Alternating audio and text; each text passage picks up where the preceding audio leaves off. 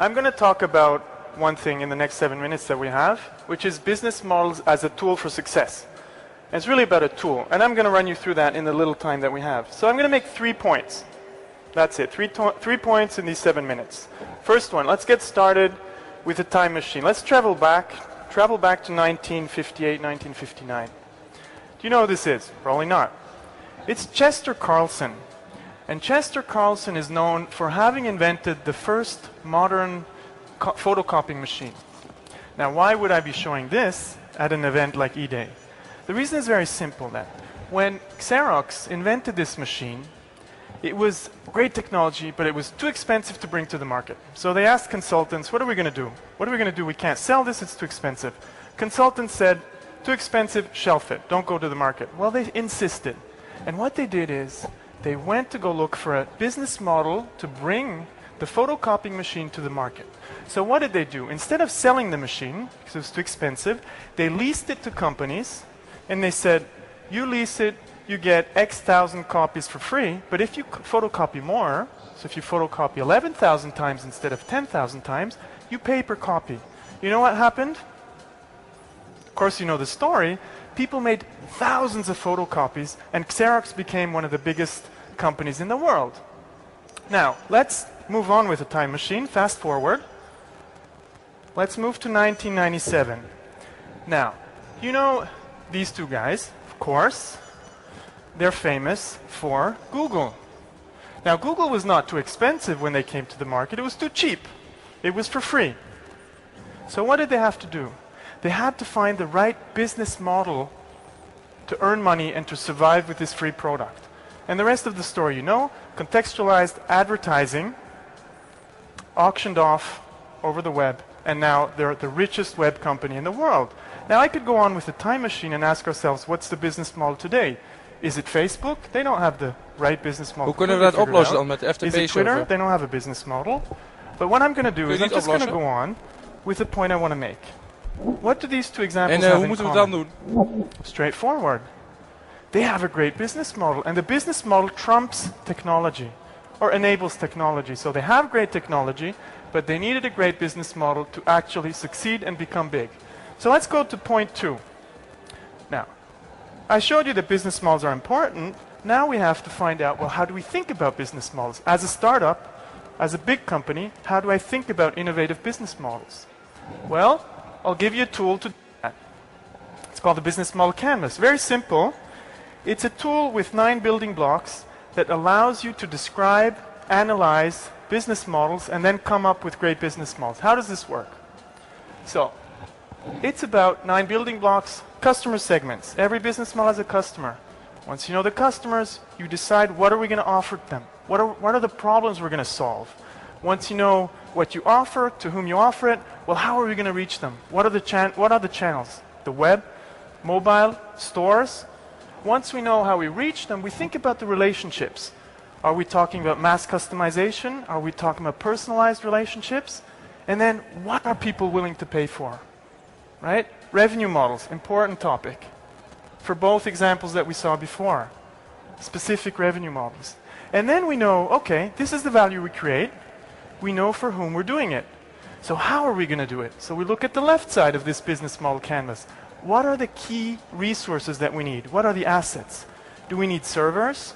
Do we need a great brand? Do we need great people, developers to do that? Or is it something completely different?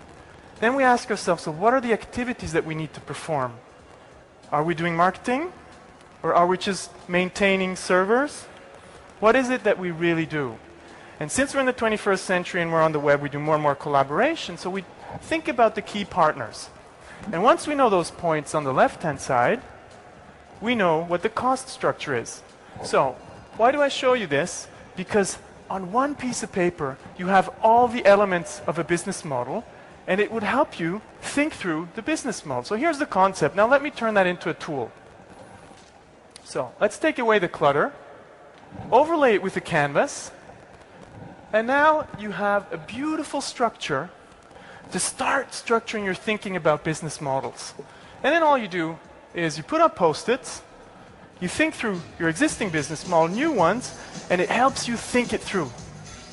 And you need this if you want to come up with great business models. Okay, point 2. We need this type of language to think through business models. It's not ad hoc anymore. We have to be structured about this, systematic. Let me get to the last point, see if I can get it through in 2 minutes. The last point is, okay, we have a tool. How do we use it? What do we do with that canvas? Well, we plot it out on a poster. We have this poster, we put it on the wall, and as a group of people, as diverse as possible, we think through business models with post-it notes.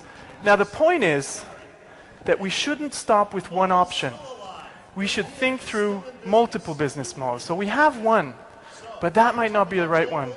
Remember Xerox? The consultants told them you can't sell it. Well, that's only one business model. We need to generate options, as many as possible, as much as we can. We need to think hard and take time for that. We never take time for that, for thinking through the options. And then, only, we choose the one that seems best. You know who works like that? People like him. In the Dutch culture, you have a good architectural culture. This is an architect, Frank Gehry. Now, before he actually builds things like this, like the Guggenheim Museum, you know what he does? He takes the time to think through options. He makes models, he makes sketches, he goes on, more models, hundreds of study models, different scales, different types, until he reaches the right conclusion and thinks, okay, this is the way we're going to go. And that's my third conclusion. That's the way we need to think. When we think about business models in startups or big companies, same thing, but we need to be systematic about it. We need to prototype these business models.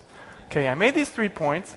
If you haven't got enough, we wrote this down in a book. You can get the free stuff online, because I think this business model topic is more important than ever before, and it's something that you should do systematically.